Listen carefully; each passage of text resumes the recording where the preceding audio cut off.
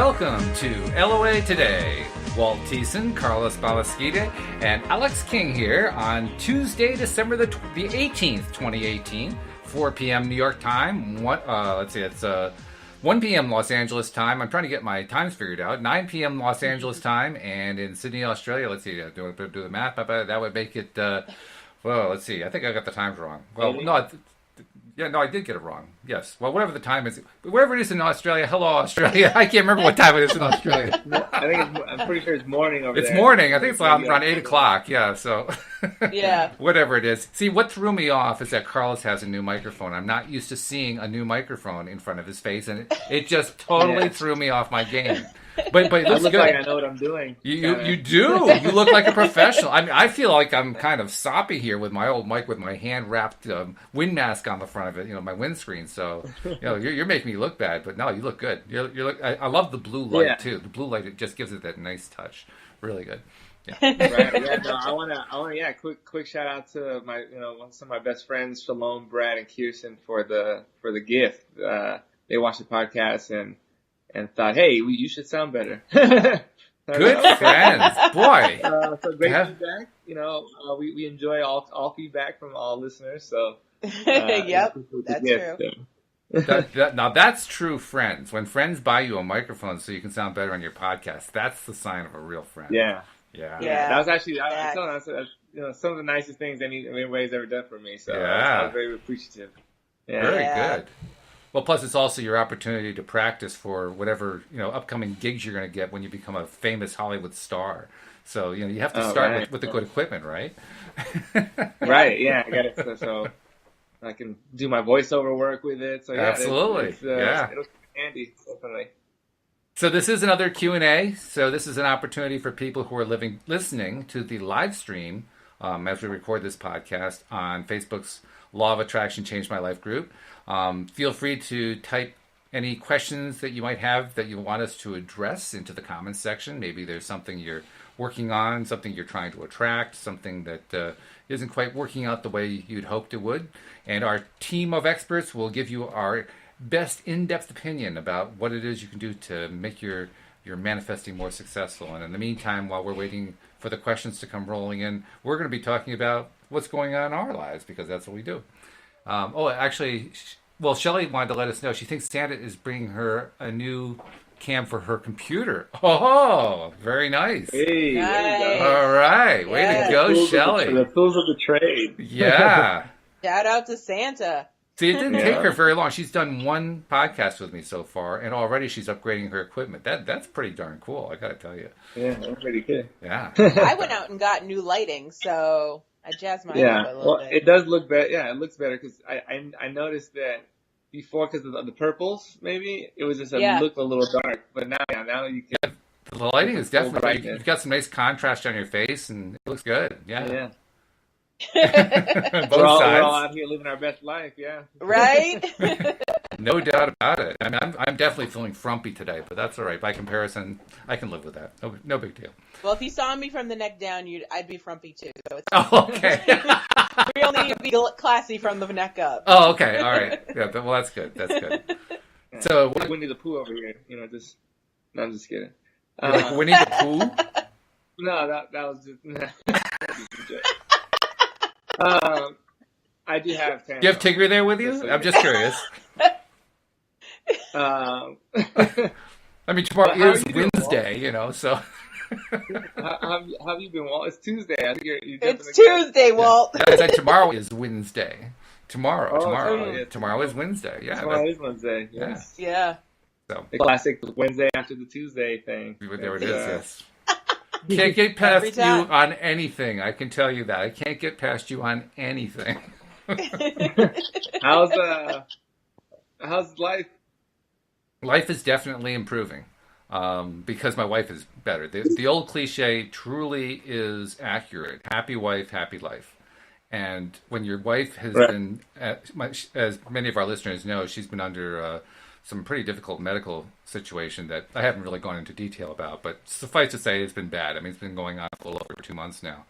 And with medical help, medication help, she is finally on the mend. She actually has a friend visiting her today. She's chipper. She's up doing things and so forth. It's been a really good recovery. She's still got a ways to go, but Yeah. I'm very relieved. We're both very relieved that she's doing so much better. So thank you for asking. I appreciate that. Yeah, Well, good, that's good. good. Yeah. Yeah. How about you guys? Anything going on over the weekend? Did you have a good week? Or actually, it's been a week since I talked to you, Carlos, because you kind of missed Friday a little bit. Yeah. So, and I know people were What had happened was, for my, very keen insight, but no, this has only happened to me one other time. So part of my, ADD is sometimes I get it's called hyper focus, and so like yeah, I will just not like nothing else in the world exists except for what I'm doing. And that day is that happened, and then I get a text from Walt. It's like 3:00, and I don't know where I was working the whole time. And usually, but the thing is, because I know this about myself, I have an alarm on my phone for Tuesdays and Fridays at 11. So like, it gives me 2 hours. If I'm wherever, I can figure out, okay, now I got to get back home or whatever. But yeah, I don't know. It didn't go off, or I missed it. It wasn't in the cards for me that day. I was like all the way in Santa Monica too. I was like, oh man, I felt so bad. But yeah. Well, we missed you though. We definitely missed you. I mean, your insightful wit and the fun that you bring in. So yeah, I mean, I'll try to give you a little text heads up next time. Hey, we're coming in on the hour. No, I should be good for the next time. it only happens once a month, so you're good. Yeah. Oh, and Alex, Shelley said that she loves your blue hair. She absolutely loves your blue hair. Oh, thank you. Yeah. I'm just getting used to it. I've been purple for a year. It's growing on me, so I might keep it for a while. We'll see. Hair does have a tendency to do that, but yeah, I mean, it works beautifully with the lighting and everything. Yeah, thank you, Shelley. That shade of teal. That's like it's cerulean.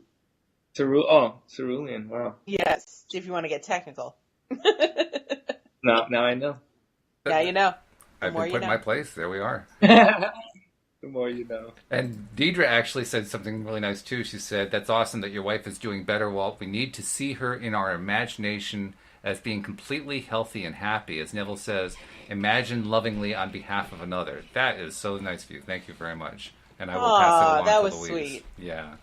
I appreciate and actually, an update on what you had said, Walt. It's no longer happy wife, happy life. It's happy spouse, happy house. Oh, well, yeah, maybe that's what it is in your house. In my house, it's happy wife, happy life. I mean, that's what's happened. I mean, it's been that way for 20 years. So I mean, I haven't seen a change in the signs. So, right. And in your defense, it is your wife. Yeah, it's quite. Yeah, literally. that's true. Last I checked, anyway. I hope it's still true. I mean, I'm counting on it. Happy spouse, happy house. I hadn't heard that one. Okay. Yeah. That's fine. Yeah, the politically correct version. What about happy kids? Oh no, nobody cares if kids are happy, really. All right. Give them candy; they'll be fine. Yeah. I have to admit, Alex, I'm shocked to hear you say that. There's a Father's Day, but they don't ever appreciate the Kids' Day. And my mom was like, "We feed you and give you right. Every day is appreciate the Kids' Day." Oh, there you go. That's a gift. You want to see a gift? Turn the lights on because I'm paying the electricity. My mom used to say the same thing. I don't know. I think we got to do something with your parents there because, I mean, one of the things that we've been learning in our law of attraction studies is just how well connected little kids are to source energy because they were there most recently and they still have a recollection of it. So I don't know. I think we should be giving kids more credit. I mean, put them in the front of the classroom and have them teach us something. We could probably learn something from them. It's funny. I was talking to my sister the other day, and we were kind of just reminiscing on our elementary school days. And I went to private school, and the teachers didn't necessarily have to be credentialed or anything. And somehow, one year, I think it was like 6th grade, my Spanish teacher just happened to be. It was a Catholic school. Happened to be one of the nuns. She was a counselor or something, and we didn't have a Spanish teacher. So like, she was trying to teach us as best she could from the book, but it wasn't working. And so finally, I was like, hey, I know Spanish. Like, it was kind of a thing where it was like, I can't watch this anymore. Right. And no, but I taught the class. Yeah, I taught my sixth grade class Spanish. Wow. So I'll go up, Nice. kind of sit at her desk like a sub almost, and I would just go in, and and it's really weird because I didn't remember that until we had started kind of going back because my sister had a similar experience. She Yeah. didn't teach the whole class, but she helped a lot. Like she was like Santa's helper, for the Spanish teachers. It's pretty funny. So are you going to be teaching us Spanish here on LOA today? That's actually a course that I'm selling separately, $29.99. Only 5 payments to make it in full. Then we take one of the payments away. I love it. Yeah, Espanol for the law of attraction. So look out for that soon. All right, well, if you're going to sell a course, you actually have to give like a little teaser showing what you're going to get out of the course. So, how do we say law of attraction in Spanish? El ley de atracción. Okay, now everybody together. And it's in Puerto Rican dialect, so you might have to just adjust your knob back Right. a few so that it'll slow down so you'll be able to understand. If you don't have that feature, I apologize, but no, I'm just kidding. So for an extra $5.95, you can get the Mexican dialect. Is that the idea? Right, I'll just slow it down. Yeah. You slow way down. Yes. That's an East Coast versus West Coast thing. It's true in English too. I mean, everybody Yeah, knows right, everybody yeah. on the East Coast talks too fast, and everybody on the West Coast talks too slow. It's just that's the way it is. Right. Yeah. So anyway, Yeah. oh wait, we got Deidre saying, "Oh wow, Carlos, did they cut you a check? Should have." Oh, right. No, and it was great actually going back and remembering a lot of this stuff because this is now stuff that I can put into my stand up because it's hilarious just thinking about all the things that like one my sixth grade teacher bless her heart she had kind of a nervous breakdown during our sixth grade class and left and like cursed everybody out and left. And then they just had the PE teacher who was like my friend's mom. She taught grade for the rest of the year. And I was fine with it. My parents were like, yo, we're paying like $10,000 a kid or some whatever ridiculous amount of money for private school. And, this lady that is somebody's mom, she's great. But that doesn't make sense. Public school, you get actual teachers and it's free, So Yeah, private school's a whole nother level though. yeah, but it was just funny going back and kind of reminiscing on a lot of that stuff. We have actually our first question, and it's from Shelley, who's now co-hosting the Monday evening podcast with me. She asks, "What is your most recent manifestation, and what did you do to allow it?" Do you think of anything that's a great that question. comes to mind, something that's a recent manifestation, and once you identify what it is, what did it take for you to allow it in? Well, I'll defer I'll say I manifested. I talked about this last week. I manifested the matching PJs that I got for me and my dogs. Oh, right. That's right. And yeah, and to allow it, it was nothing. I didn't even. I just said one day, man, I wish they had these in my size. And then I went to the store, and there they were. They were there. And I bought them. So that's what happened to me. That's an easy one. I like that. Yeah, it was real easy. I'm trying to think of my best. Oh, I can think of one. Go ahead, Alex. Or Carlos, rather. Go ahead. Oh, I'm sorry. Yeah, I was just gonna say, for me, it's just been like everything. Really, it was like I was it was a state of disallowing or just kind of blocking a lot of stuff. And it was a lot to do with my recent career change and all the emotions and stuff that go along with that and the uncertainty and all that. But then once I kind of was able to get out of that mentally in that space.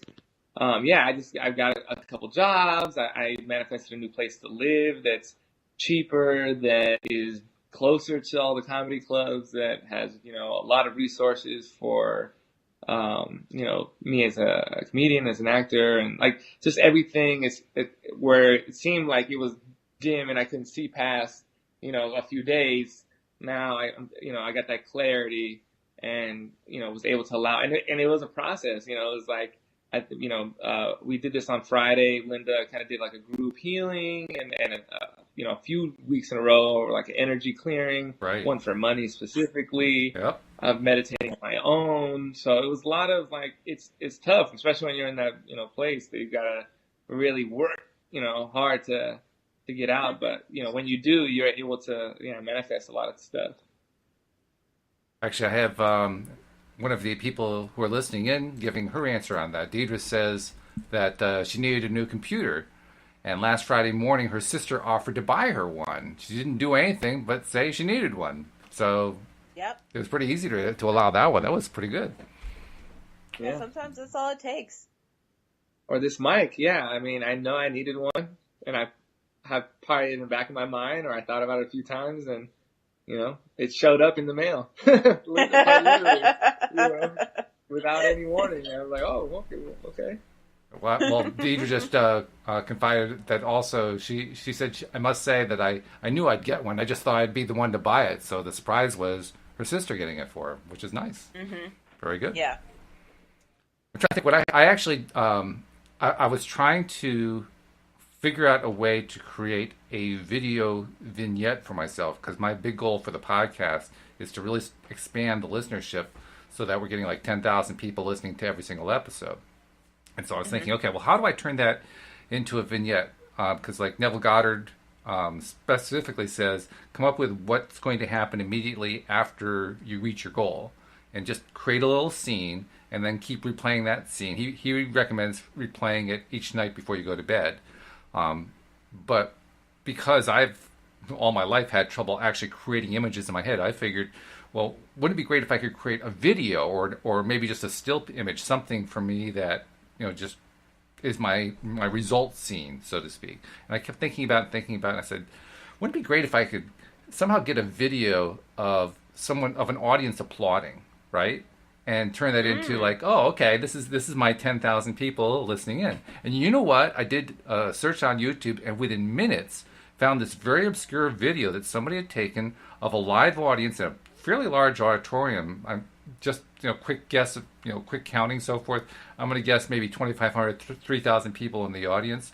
And they did this whole standing ovation thing with the camera on the audience for about 30, 35 seconds. And so I said, well, there it is. There's my manifestation right there. So, what did I have to do to allow it in? I had to do a search on Google. I mean, that was it. That was my entire Google. Yeah. I mean, the strange things that people put up on YouTube, really wild. I actually, that reminded me of something I was thinking about that I wanted to bring up the next time we talked. And it was that I kind of made this connection with manifesting and taking action. And I think that's a distinction that, like, a lot of times you don't, like I didn't when, I just received this microphone. But a lot of times, like, you don't get what you don't ask for, and so when Deidre says, she kind of put it out there that, even that decision to kind of share that with her sister, or,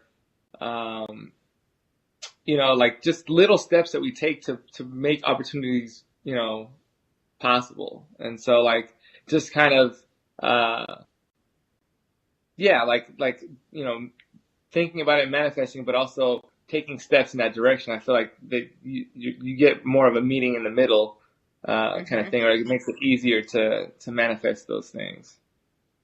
So, are you saying that? Are you asking what you need to do in order to do that better? I'm not quite sure what you're saying here. No, I was just kind of pointing out the fact that a lot of times when we manifest, like, all it takes is or we're trying to manifest, all it takes is for us to take a direct action. Oh, okay. Or maybe even an indirect action, and then that would be a catalyst for opportunity. Got it. So, like, okay. Yeah. Without having mentioned that, or without me, reach Googling, you Googled, that was a direct action, right? So, right. You're trying to, and it doesn't take a lot. This takes like a little bit. And you see those kind of, the things that were supposed to be shown to you kind of come to you. Does that make sense? Yeah. It's an interesting thing because I think it's because when people first hear about the law of attraction and how it works, it's almost like in the human mind we turn it into like it's a magic act. You know, somebody Yeah. waved their magic wand and this amazing thing happened. And we forget that actions are part of life, and law of attraction affects everything that goes on in our lives. So even if we go out and just buy a dinner at a restaurant, we did manifest that dinner. It may not be as dramatic as if somebody had, you know, out of the blue sent us a text message saying, hey, I'm going to buy you dinner. Go out to your favorite restaurant. I'm going to buy you dinner. That's much more spectacular. But they're both manifesting. It's just one is more mundane. Right. It's more common.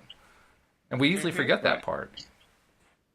Well, then my point too is that through manifesting that dinner, there might be somebody at that dinner that you needed Yeah. for a bigger manifestation. So that's kind of what I'm getting at is like, Yeah. in the taking Everything's a action, step to manifestation. those things start to unravel for you because you're putting yourself in those positions to where those opportunities can kind of hit you. You know what I mean? And yeah, it's just something that I kind of was thinking about the other day because it's kind of something similar that's happening to me. It's like, oh, through this person I met this, and then this other thing, and so they've all been kind of connected, but it all started with like a very small catalyst. Oh, let me Google this, and see what options are about this, or like just yeah, it's kind of making a thought and kind of just putting one little action, and that's the catalyst for the That's rest. true. No, it's true. And in fact, manifestations actually lead to other manifestations. That's the way Yes. they normally work. Yes. Because one thing leads to another. That cliche's been around forever. And it starts with a Right. thought process. So I think that's why Abraham makes it a point to identify the time frame. And apparently the time frame has shrunk over the last 35 years. So they used to say that if you focused on a thought for 17 seconds minimum, then that would at some point manifest another thought along the same lines. And then if you did that like 3 or 4 times, so a total of like 68 seconds, that would actually start to create a physical manifestation. And apparently that time frame is now reduced. 17 seconds is now 14 seconds, and 68 seconds is down to 56 seconds. So it's moving right along. And apparently that's because the planet as a whole and the population as a whole are becoming more spiritually connected. They're paying more attention to what's going on inside. And so as a population, we're getting better at this stuff. So we're Yeah. cutting down on the resistances. I Nice. see that though. Yeah, I kind of see that. I don't know if you guys see that like in your daily life. I say it more in terms of just being blown away. How many people are not just aware of law of attraction, but receptive and open to it? I mean, I'm having more and more conversations with people who I'm just bringing it up for the first time. Sometimes people I've just met, and God, 9 times out of 10, they already know what the law of attraction is. They're already into it in some way. And I'm thinking, wow. I mean, this wasn't the case even 10 years ago, let alone 20 years ago. I mean, it's Right. just Right. it's new to have so many people paying attention to this kind of thing. I'm really impressed, actually. Yeah. And I've seen, or what I've noticed too is that when you say, people are now open to it. What I've noticed for a long time though is, and I've heard it in like secretly in music and like artists that I like, and I'm hearing songs of theirs, and they might say they have a lyric that talks about, really, the mind's, how powerful the mind is, and like this. I was just only thinking about this, and then it became that. There's a and a lot of popular hip hop artists that I listen to, and even actors and people I watch a lot of interviews. People talk about this all the time, but it's like they don't spend a lot of time on it, but they do, like, they'll mention it. And if I've been kind of aware and just seeing all the successful people that have used it to their benefit. And yeah, if you talk to a lot of successful people, they'll talk about that same thing, just imagining, and it'll become, we don't have questions yet, but we got some great commentary from people listening in, and I wanted to share some of it. Shelley said that regarding the idea of one manifestation following another, she says, I think that it snowballs because once you manifest something, it's so much easier to believe that the next thing will happen, and so on and so on. And that's really true. That's a good point, True. Shelley. Yeah. And then Deidre says, it feels like magic sometimes. I was laughing as I pictured myself in a Merlin the Magician blue robe with gold stars. I love it. Yeah. That's funny. Very good. I love that. And then Sarah says, more and more people are aware and starting their journey. I think it's awesome. And they're the type of people I want to be around. Yeah, Sarah, me too. I agree with you 100%. That's one of the reasons we do this podcast. So we have more and more people around who are, into this kind of thing and talking about it. Yeah. Because I keep thinking, what happens? That's one of the reasons I like the idea of, such a big audience. That's why I'm visualizing this big audience on a daily basis.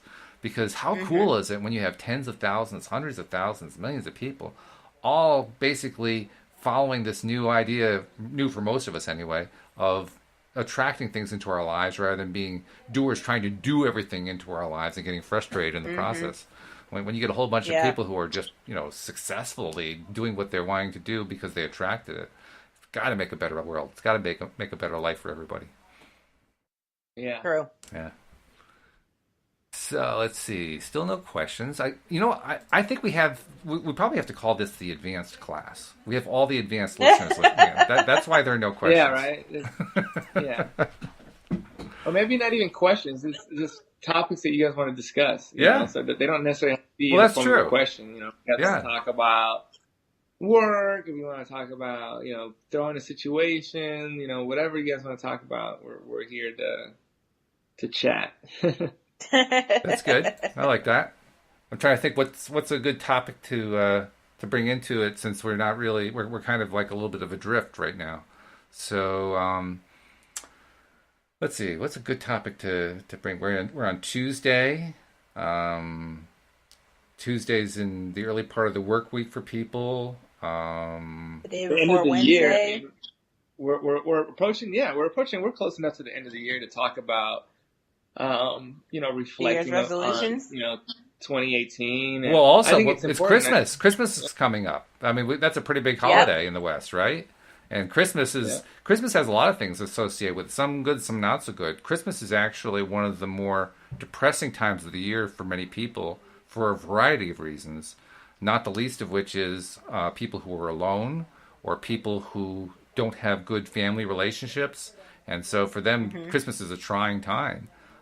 It's also, it's especially, and I don't know how to describe it. I'm not sure what adjective I want to apply to it, but it's kind of a different time for somebody who either does not follow Christmas or is not Christian. Right. Versus here in the U.S., Jews, that's an obvious population, the Jewish population. They have their things to do on Christmas Day, but I mean, the options are limited because everything's closed down. There's not a whole lot of Chinese places to food restaurants. Except Chinese restaurants. Yeah, I think it's even worse if I had a friend who grew up Seventh-day Adventist, I think, and they don't believe in presents. So, like, on their birthday, there's no presents. On Christmas, there's no gifts. So, like, imagine going to school and everybody's believing in Santa Claus and everybody has things to play with that are new and you don't. And so, and oh, no. I am sensitive to the fact that, there's a lot of different things going on, especially around this time of year. So that sounds to me, wow, that's... Alex, it sounds like you're saying that's anathema. Like, you can't do that, right? Well, I'm blown away because my cousin just converted to Seventh-day Adventist when he got married. So I'm like, okay, well, if they have kids, I don't have to buy gifts for my nieces and nephews. But the shopping list just shrunk. It's just shrunk, or just stays where it is, apparently. Yeah. Wow. But I didn't know that. Like, wow. And I'm not fact checked, so I want to say, like, maybe I'm not 100% that it was that religion, but I'm pretty sure. I'm pretty sure that it was. But are you sure it's not Jehovah's Witnesses? Actually, could be Jehovah's. Okay, because I'm pretty sure Jehovah's Witnesses. Yeah, they don't. That's what it was. Yeah. Yeah. See, I messed up, so I want to apologize. You are not Google. Yeah, I am not Google, and I didn't want to represent misleading facts. So, well right, now I got to ask: Are you sure? The nephew's back on the Christmas list. Now I got to ask: Are you sure it's Jehovah's Witnesses? I'm pretty sure. I know they don't celebrate Halloween. Oh, okay. Right. Yeah, that's true. Actually, we have somebody who's a Jehovah's Witness who's one of the maintenance guys here in the complex, and I know that they don't do anything with Halloween. But I didn't know that about Christmas. Totally against it. Yeah. I mean, I was pretty young, so I don't know exactly which religion it was, but I know that it was kind of sad because I was like, man. So I'd invite him over to play with my toys, But yeah, that is sad though. It is, yeah. Yeah. What can you do? When you're a kid anyway, and you don't get it, you're like, what are all my friends have Nintendos and I don't? Well, plus there's also the question in my mind: what's wrong with giving a gift? I mean, especially, I mean, I'm not going to try to get into the thing about what the Christian side of it is because I figure that's their business. Yeah. But just the basics about, we give gifts to each other out of love. We give them in order to express how we feel about each other. We're not allowed to do that anymore if we join a certain religion. That just doesn't sound right to me. I don't know. Maybe that's just me. I question the same thing about like what's so bad with electricity. When there's people that are Amish. So it's like that's to each their own. I guess like people believe in what they believe in. That's why I like being more spiritual than religious because then you get the best of everything. Wow. Yeah. Deidre says that she didn't have Christmas for the first 24 years of her life. Wow. Right. So yeah, very similar situation. And what religion was she? I don't know. She didn't specify. I don't think. Deirdre, what religion are you? Or were you? I don't know. Shelley commented that Jehovah's Witnesses don't celebrate anything. Like, okay. That's true. I didn't think so. Well, it's not entirely true. They celebrate going door to door to see if you've been saved. Right. I mean, they're really good on that one. Yeah, right. Can I come in to talk to you about our Lord and Savior? Have you received your copy of the Watchtower? The Tour de France or something, Not the Watchtower.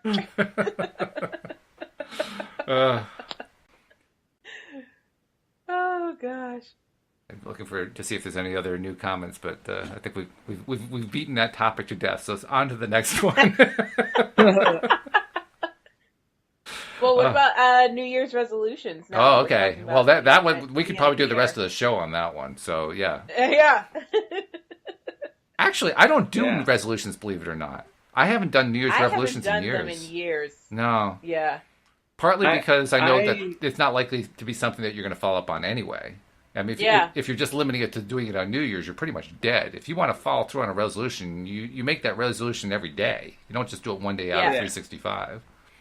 Mm-hmm. I just recheck my goals. So I guess you could say that's kind of like resolutions, but it's, I just once a year, like as I'm getting to the new year, I reflect on where I've been because a lot of times too, even a few weeks ago, you're just so underwater with where you are now that you sometimes forget, the amount of growth that you had. So, I really like to sit and be like, oh, look where I'm at now compared to a year ago, and just really, take that in, and then from that be like, okay, well, what else do I want to do, or are these goals still relevant? Because if you ask me from 2016 to 2017, 2017 to 2018, my goals completely shift, because my job is completely different. Like my life is completely different. So, maybe not resolutions, but trying to find that true north again,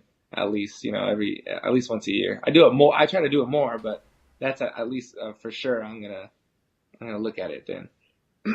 By the way, Deidre gave us more information about why she didn't have Christmas for the first 24 years of her life. It's because she was a Jehovah's Witness. She grew up in a Jehovah's Witness family. Yeah. Yes, point Alex. Yeah. And she followed up by saying, I am learning so much bad stuff now that I am out. Good for you, Deidre. Good for you. Glad to hear it. Oh, my goodness. Yeah. Wow, that's quite a thing. Well, tell us more. Can you tell us what it's like growing up in a family like that, where you have that kind of very rigorous and defined approach to not just religious values, but also how you live your life? How does that affect you? I'm curious, because it's not been part of my experience. So I'm wondering what's it like from the point of view of somebody who actually goes through it? Because it's not like you picked it, right? Well, I guess in one sense you did. Cosmically, I guess you did. But in terms of, in the physical life, your parents picked it for you. I'm curious how that feels. Yeah. She says, yes, I can tell you a lot. I'm sure you can. Parents pick a lot of stuff for us. So, I mean, that's just the tip of the iceberg. That just happened to be something that was like not like everybody else. But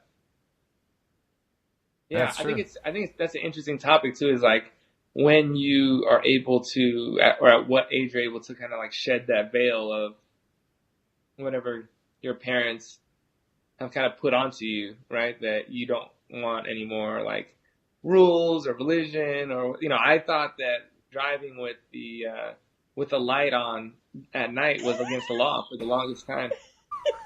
Okay. Same thing. My father swore up and down it was illegal. That's illegal. I know for a fact it was illegal. And driving with sandals. My father told me that too. Yeah.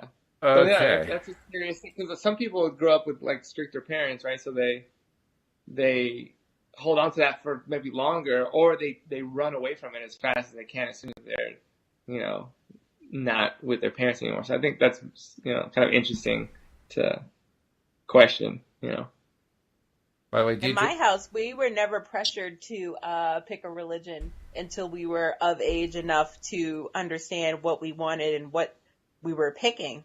Like, we're Episcopalian by trade, I guess, because my grandfather was a preacher. So my mother was a preacher kid, so she was like just totally against pressuring her kids into going to church every Sunday. Wait till they're 13 and let them pick what they want to do. Right. Okay. Well, that's a different approach, and I think that makes whatever you do choose, you're just going to stick a little bit more. Like, I grew up and I went to Catholic school for like, from 1st to 8th grade. So it's kind of like, it's not that I didn't believe, or I was kind of, you get tired of anything that you do for that long. So you just didn't go to church or whatever for however long, and then rediscovered religion in another way, and so it's like, but I wasn't really, although I went to school, it wasn't something that was like super forced upon me, where I know like another comic, Pete Holmes, he was like, where he grew up, his town was a super Christian, and like everything about his growing up was like, he would like put gravel in his shoes and like jump off the top bunk to like repent, for things and little and things like that. And it's just like, wow, you think about how long, and then it took him a long time to kind of finally shed that, and kind of become who he was, going to become, regardless. Because some people, like I said, they'll find religion again if that's what is for them. But that's very interesting. By the way, it's not just Deidre. Tim apparently was also Jehovah's Witness. He says he left when he was 21, and he says to Deidre, "Hello, fellow apostates," which is funny. Deidre says she gives some more definite details about what it was like growing up. She says, "No dating unless you're ready to be married. We were very repressed. College or any higher education was not condoned." Wow. That's really what? Something. Yeah. They went to 5 church meetings a week. Oh, no. Yeah. Yeah. Huh. I couldn't do it. I need my nap time.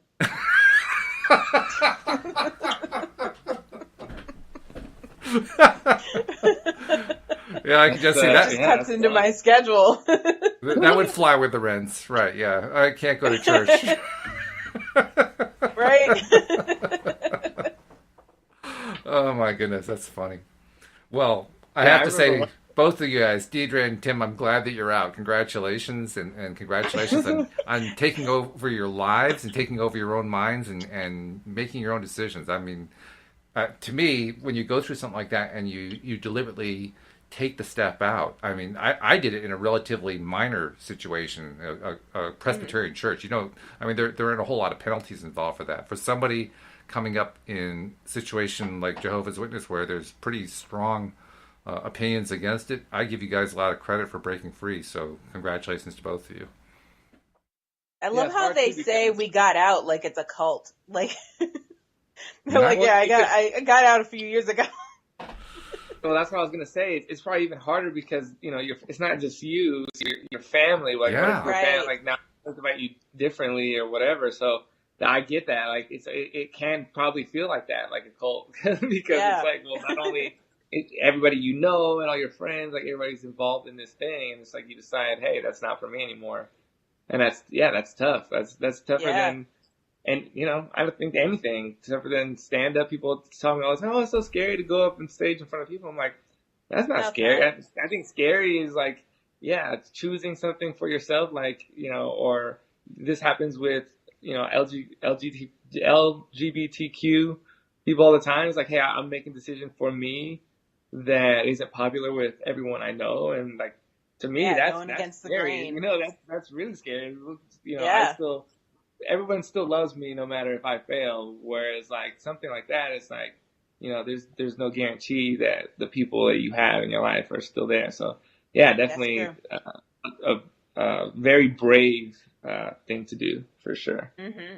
And Alex, I agree. Deidre wanted me to pass along that yes, it is a cult. She agrees. So confirming what you That's said. what I'm saying. Like, can't do anything. Mm. Yeah, that sounded. I mean, the worst thing that I ever had to do was like I was talking too much during mass, so my dad made me stay by myself in the Spanish one that was after for the whole hour. Oh. Wow. So yeah, but that's ooh. yeah. That's not that bad, But I thought it was, it's definitely not Yeah, five. you didn't have to do it 5 days a week, though. Deidre also shared another story. She says, my best friend was a Jehovah's Witness also. She says, I moved away from where we lived when I was 13. I left the religion in my early 20s, and when I did, I lost my best friend. Funny or not so funny thing is, she moved here to where I live now, 40 miles away from the old neighborhood. She sees me around town, and she cannot speak to me. Oh, Wow. yeah. Wow. Yeah. I mean, that's really That sad. sucks. Well, that's why it's tough. Like I've shared this with you guys before too. Like one of my character flaws that I work through, and I'm getting really, a lot better with, but it's I care what people think. I want people to like me, So like I can't imagine like having to go through a situation where you have to pick between like being yourself and then like having a best friend or somebody there that you've had for a long time. So again, like I know that you probably feel. Although it's it's uncomfortable to lose a friend, like I feel that being yourself is the greatest feeling that anybody can ever possess. Here. And Live if your you've best had life. even a glimpse of that, then you'll know that kind of those things were worth it. And Deidre, I don't know if you agree with that or not, but I don't want to put words in your mouth, but to me, that's how it feels. She also said to Shelley, they tell you what you can and cannot watch on TV or read. Reading, I can get that. TV? I'm amazed they let you watch anything on TV. I mean, seriously. What do they allow you to watch? Someone restricted my TV schedule. Oh. We know I can't do that. I can't handle this religion. allowed. This is not for me. I wasn't allowed to watch The Simpsons growing up. Ooh. That wasn't a religious thing. That just my parents didn't think it was in good taste. So Well, it wasn't. And it It was wasn't. tasteless. That was the whole point. it was not. But yeah, nothing that stopped me like later in life. Yeah, I wasn't allowed to watch TV after like 8 o'clock, but that was just because I'm supposed to be in bed. That was Right. my strictest rule. Like, It was easy when I was a kid, because when I was a kid, there were only 3 stations anyway, so there wasn't anything on after 8 o'clock. Yeah, it was ABC, NBC, and CBS. That was right? it. Later oh on, God, public won't television show after it that. Oh, my goodness. Oh, let's see. Deidre's saying, anything you are likely to learn that shows them in a bad light is punishable. Particularly what I'm doing right now, talking about them. Well, if they come after you, Deidre, just tell them to see me. I'll take care of them. Yeah, I don't know. Maybe you got to get jumped out or something. I don't know how that works. Right? I'll handle it on site. It's not a problem. No, actually, what I'm going to do is what I'm doing right now is I'm thinking beautiful thoughts about them seeing the light, the real light, not the Yeah. one that they think that they're seeing, the real one. Yeah, yeah. Oh my goodness! Wow. How'd we get on that? Oh, somehow we got there from Christmas. I'm not quite sure how we got there, but that's okay. Yeah. Well, Christmas goes into religions. Oh, we talked about Santa and not having Oh, that's Santa. what it was. Yes. Yes. Yeah. The gift.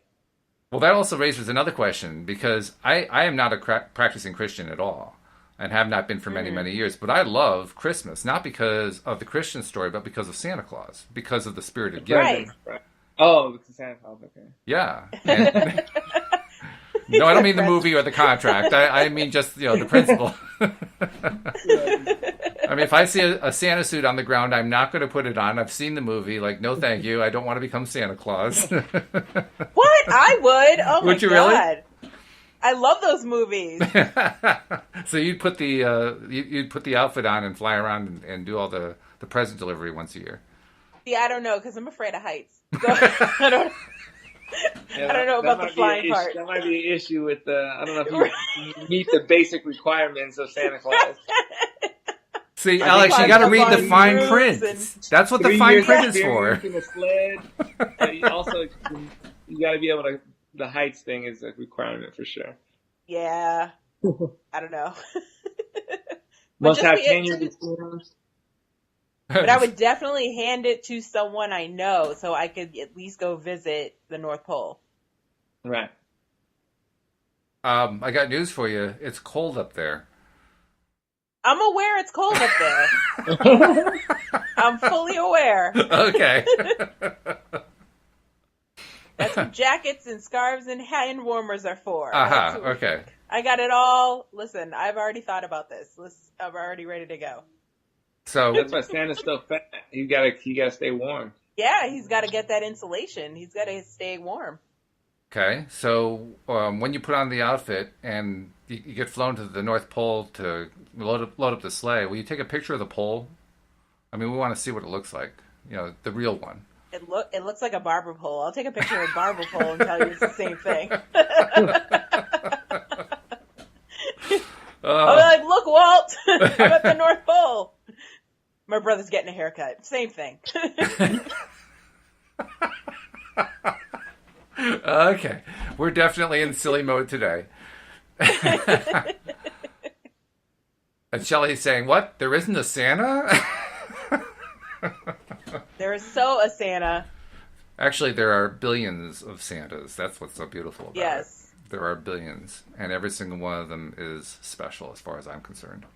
That's why that to me is what Christmas is all about. To me, Christmas is all about the fact that it's almost an excuse to behave in ways that we really should be behaving the rest of the year, but at least we do it one time out of the year.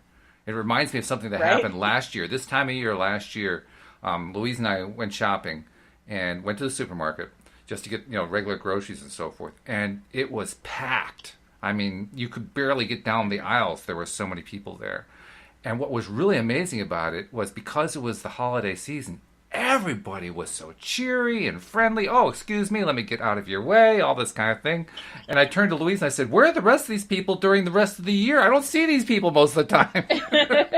I mean, they're just so polite. They were happy. They were cheery. Nothing, they bumped cars. Oh, I'm so sorry. Like, where have you been?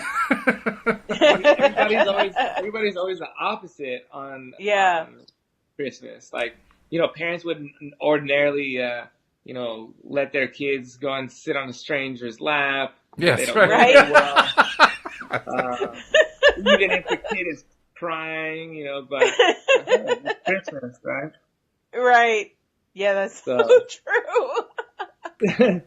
I don't know this man. The kid is crying. Mom, I thought you said not to talk to strangers. Shh, turn around and choose for the camera. Yeah, right.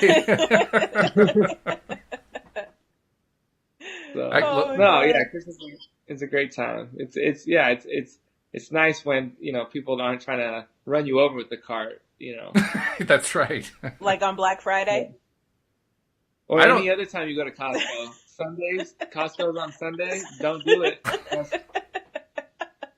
Do not do it. See, I just don't go out on Black Friday. I mean, why? I don't do it anymore. What's the point? I used to in my 20s because it was like exhilarating to get the sales, and I got a flat screen TV for this much. Oh my God, I saved so much money, and I'm done with my Christmas shopping the day after. But now it's ruined because now they're like, the stores are open right after Thanksgiving dinner. Well, everything they sell there, they sell online. Yeah, Cyber Monday. Like, so stay at home. I went with so I go just strictly for the violence and the exhilaration of right. the danger, you know? I'm like, it's like you get to be the Bourne Ultimatum just for one day, you know? Right. But no, I went to the Levi's store with a friend of mine. He's like, I need some jeans for a little party we're going to. And the line, so I walked in, and I'm a little taller than most people, so like I can see more of the store, you know, and everybody else is like very much the same height. And so I'm like looking around, and then I'm like, trying to get through, and so I crossed through the line. I said, "Oh, excuse me, I don't want to cross through the line, but I have to, get through." Okay, and then I crossed through the line again, and people were like, "Oh," I was like, "Oh no, I'm not getting in the line. I'm just trying to." And then I was like, "Why am I keep crossing through the line?" And I look up, and the entire store is a line. Every nook and cranny where there's not a rack, there's probably 150 people online, and I laughed out loud. I woke up and I started laughing. And then I said, "We gotta get out of here. Like, there's no way." Yeah, that's too much. Yeah. That would overwhelm me. Just thinking about Black Friday overwhelms me. I can't do it. I think we got to pay more attention to the audience, because the audience is actually asking and answering questions. We're talking about Black Friday, and they're actually talking about law of attraction. I mean, what do they say? You're right. Walt's in charge. We're just here. So Shelley asked, what do you do to clear your blocks when you keep beating the same drum and not manifesting? And Deidre replied to that saying, does not manifesting mean we haven't fully awakened to the consciousness of the thing we are trying to manifest? So I think we just left Black Friday. We got back into the realm of law of attraction. Yeah. I think that you got to and I talk about this sometimes, is change your approach a little bit. I think, a lot of times we talk about manifesting, we're thinking about the end result, right? We were trying to think of whatever it is that we're going to get at the end. So let's say for me, it's my acting career, right? And so, but I can't get frustrated because my acting, career isn't where I'm trying to manifest it to be tomorrow. But what you do have to realize is what you are manifesting is those opportunities that are those stepping stones to what you ultimately want, especially for the bigger manifestations, the pajamas, right? Like, you want the pajamas, you get the pajamas. Like, that's a little easier, or a little bit more straightforward. But you got to recognize also when the things that are like happening negative, maybe in your life, are for your purpose, for that purpose, So it's like, oh, this isn't happening, and well, why is that? Are you trying to skip steps? Did you not put in the work that you need? Because also, like, you're not going to get something that you're not ready for either. You're not going to just manifest this. Like, for me, it's like, I think about, again, an acting career. I'm going to manifest a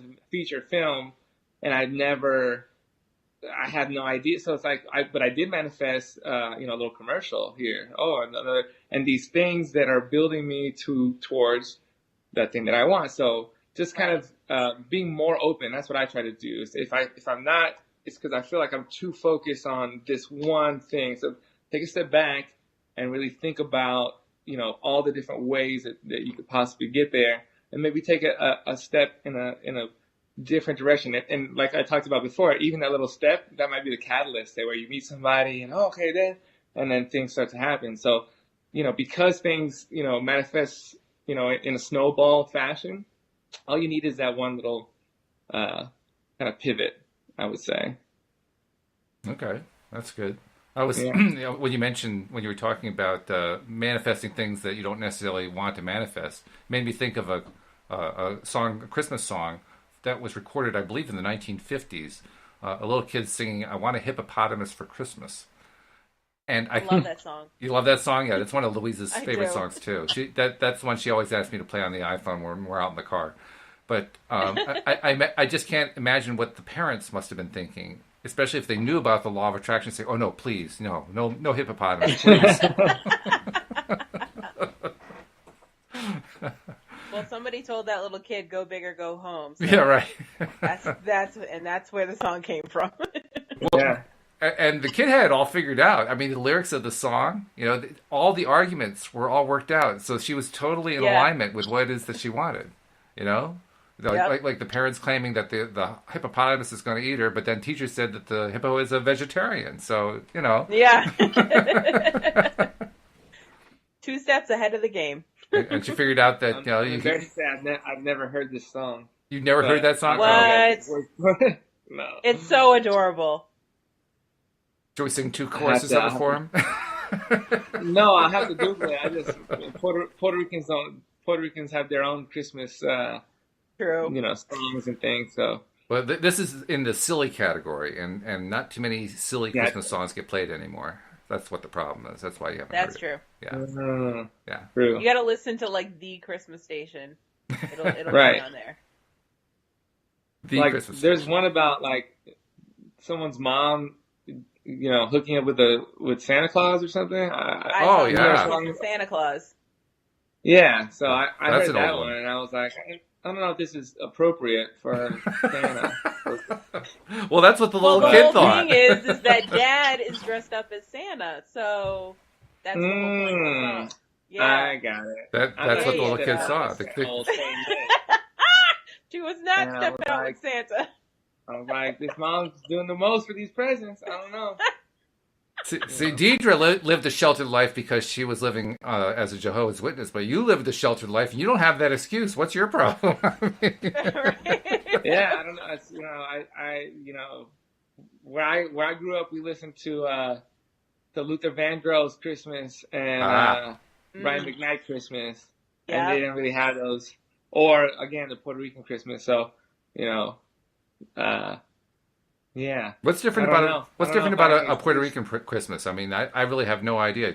What is it that? So the Puerto Rican Christmas. So what happens is we have our own. They're not called carols, but it's like these songs. But all the songs are party songs. And so what happens is you get a group of friends with musical instruments, and you go wake up one of your friends. You go to their house and you start knocking on the door, and you start singing about how you're in front of the door and you're here for food and for drinks. So the songs are basically about that. It's like, we're not going anywhere until till the morning, and so this person, and people are ready for this, right? Because it's Christmas time, so people kind of have some things that they can serve her food and drink, and then we're there for like an hour or so, and then we go to somebody else's house, and then we go and so it's called a parranda, and so it's just basically a parade of music and food and drink, and you just go all night from house to house. Ghetto caroling is what you're saying. Yeah. Yeah, that's basically what it is, right? Yeah. Well, it's aggressive caroling. It's caroling, It's and you better aggressive pay caroling, up or else. Right. Well, that's why I love my culture. Like the traditional caroling, or is everybody has their hands folded, and they're like, and it's all nice. And no, we're banging the door down. We're coming in to party. This is the time we're getting crunk. It's a crunk Christmas. I don't know. I think you guys I be like too it. much into the wassailing. That's what the problem is. Too much wassail.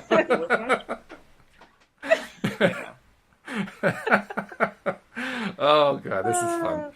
Well, It's a fun time. we haven't really done a whole lot in terms of educating people about the law of attraction, but it's been a fun discussion. I've got to tell you that. That's been really good. Yeah. And we're all going to be meeting over at Carlos's house so that we can go. What do they call this again? What's the name of it? Aggressive caroling. For a parranda. A parranda. Aparanda. Okay, Yeah. so we're going to doing be it. aparanding over at Carlos's house. So everybody meets at Carlos' house in about an hour, and we'll all go out. Over my address. It's going to take me a little longer than an hour to get there, but Well, Don't park on the street because they got street sweeping tomorrow in the morning. So.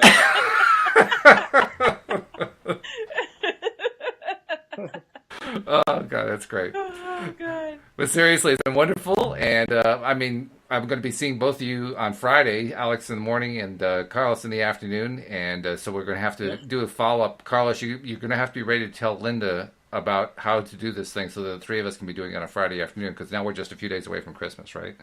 Yeah. Right. Yeah. Okay. So we look forward to that. Are we having a show next week? Well, that's a good question, 'Cause it's actually, because Christmas. that's Christmas Day. I mean, Yeah. I would say probably we skip Christmas unless you guys want to do a show. Yeah, I'm going to have to skip. 'Cause I'm Yeah, gonna be I think so. running around, yeah. Yeah. Besides, who's going to be Yeah. listening? They're all going to be celebrating, right? So no time to Right. listen to a podcast. So that's all right. We'll just pick. Well, the next week is New Year's. So here's the question: saying. after all that caroling, are you going to be sober enough to do a podcast on New Year's? Yeah, I'll be sober I'm enough. gonna. I sober up real quick. Yeah, I'm actually thinking about stopping drinking altogether. I haven't decided yet, but it never feels good afterwards. So No, and we're not in our Yeah. 20s anymore, so the bounce back factor is not what it used Right. to be. it's not as worth it to me anymore. But I don't know. Right. That's the question for 2019. We'll have to revisit. It's a Yeah. good question. But yeah, I should be all right to do one on Christmas. All right. On New Year's. Okay, so that's what we'll aim for Same. then. We'll do our next one on New Year's Day. So watch for us on New Year's Day, folks. This is going to be a treat, and we're going to tell you what happened with the wassailing, except that what Carlos calls it different. But other than that, anyway, that's a long-winded way of saying we'll see you all next time here on LOA Today. Goodbye, everybody.